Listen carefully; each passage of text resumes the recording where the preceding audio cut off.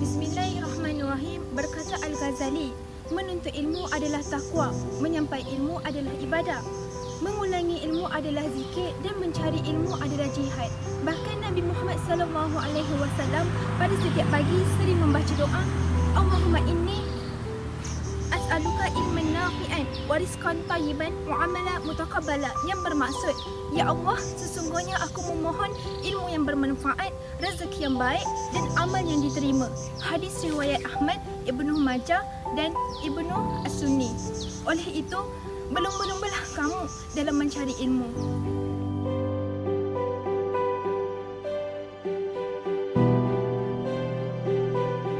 Hai, banyaknya lah assignment nak kena settle. Yang itu tak siap lagi, yang ni tak siap lagi. Hei, stres lah macam ni.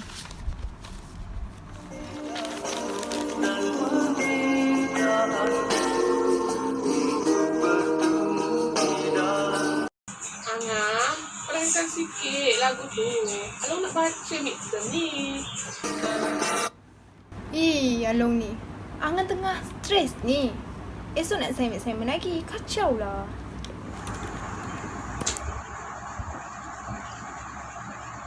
Hello, Angah. Ibu. Hello, Angah. Nanti tolong sidai baju. Ibu nak masak dekat dapur. Ayah kamu dah nak balik. Jangan lupa jemur sebelum pukul 12. Okey? Angah. Dengar tak ibu panggil kat dapur tu? Cuba pergi kau kejap. Apa Angah pula? Alung lah pergi. Tak nampak ke Angah banyak assignment ni?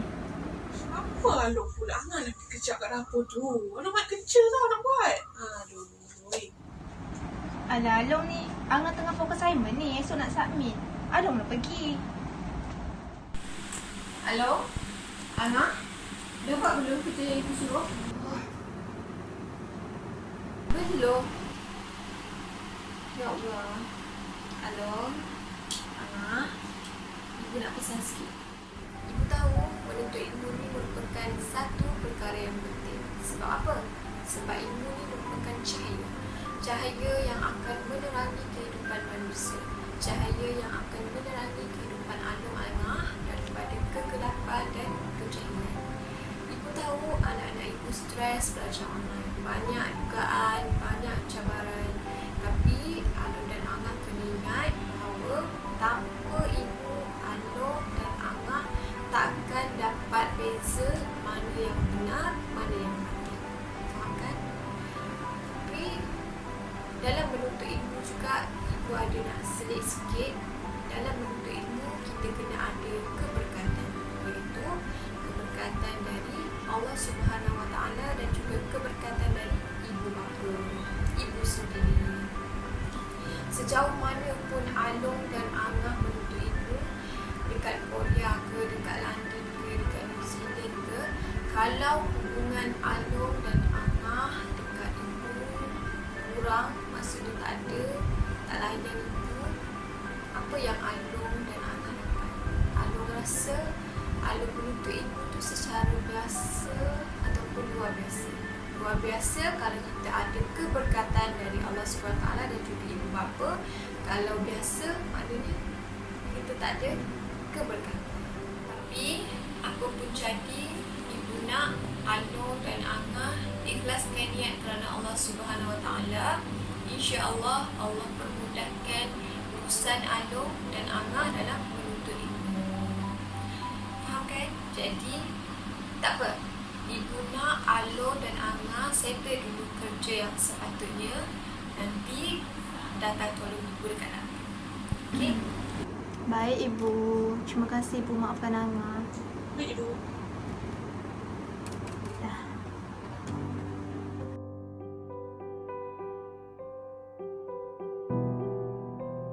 Assalamualaikum warahmatullahi wabarakatuh. Ilmu. Apakah yang dimaksudkan oleh ilmu?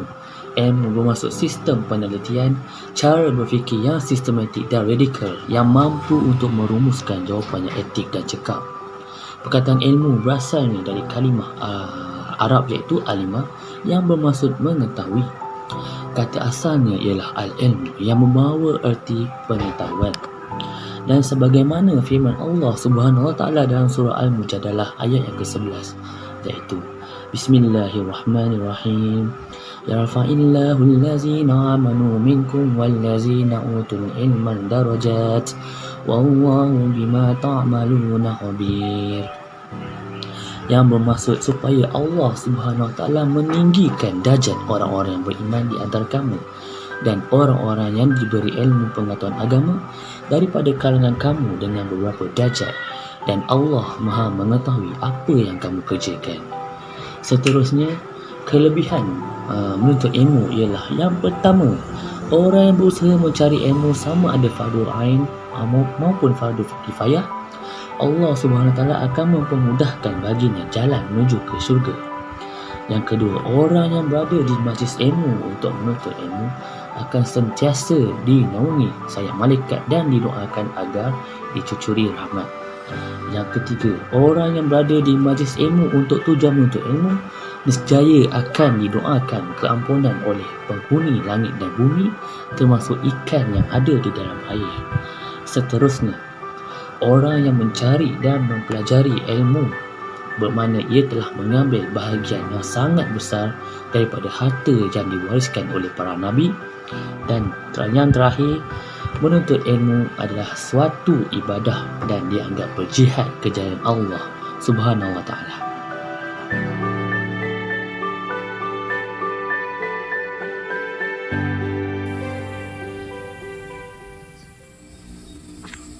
Okey, Salahah, Fatimah dah sedia?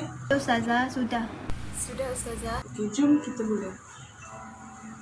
Okey, Salahah, mula baca. Ghairil maghdubi alaihim waladdallin. Salah tu, bukan sad, dad. Waladdallin.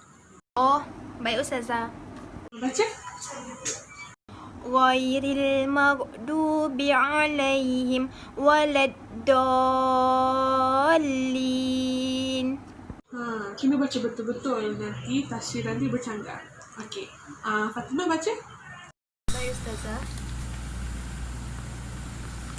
Bismillahirrahmanirrahim.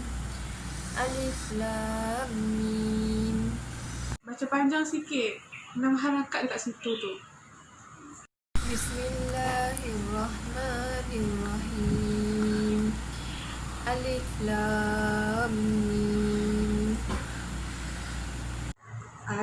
Lagi sekali.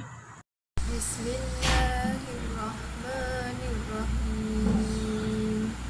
Alif Lam Mim. Okey, bagus. Kamu dua orang ni beruntung belajar Quran, belajar tajwid.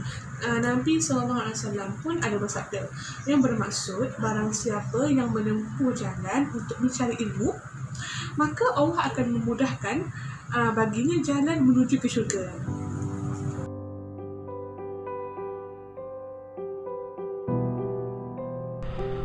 Okey, bismillahirrahmanirrahim. Seperti yang kita tahu bahawa menuntut ilmu merupakan kewajipan dan tuntutan terhadap setiap insan. Ini kerana ilmu merupakan kayu ukur dalam kehidupan kita dalam menentukan sama ada perkara tersebut baik ataupun tidak. Selain itu, Allah SWT akan mengangkat orang-orang yang berilmu dengan beberapa darjat berdasarkan firman-Nya dalam surah Al-Mujadalah ayat 11. A'udzubillahi minasyaitonirrajim. Yarfa'illahu alladhina amanu minkum walladhina utul ilma darajat. Sadaqallahul azim. Maksudnya, supaya Allah SWT meninggikan darjat orang-orang yang beriman di antara kamu dan orang-orang yang diberi ilmu pengetahuan agama, iaitu daripada kalangan kamu dengan beberapa darjat. Berdasarkan firman Allah SWT ini, ia menunjukkan akan wujudnya ganjaran di akhirat dan karamah, iaitu kemuliaan di dunia. Maka dengan itu diangkat orang-orang yang beriman daripada orang yang beriman dan orang yang alim daripada orang yang bukan alim. Telah berkata Ibnu Mas'ud radhiyallahu an bahawa Allah Subhanahu wa taala telah memuji ulama di dalam ayat ini, iaitu Allah SWT mengangkat orang-orang yang beriman, yang diberi ilmu di atas orang-orang yang beriman, yang tidak diberikan ilmu dengan beberapa darjat. Jadi kesimpulannya, banyak lagi dalil-dalil yang menceritakan akan kelebihan orang-orang yang menuntut ilmu. Tambahan pula, kita perlulah sentiasa membetulkan niat kita dalam setiap perkara yang kita lakukan, terutamanya dalam menuntut ilmu.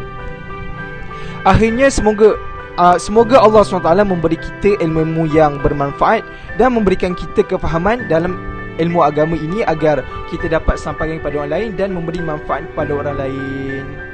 Wallahu a'lam bissawab. Assalamualaikum.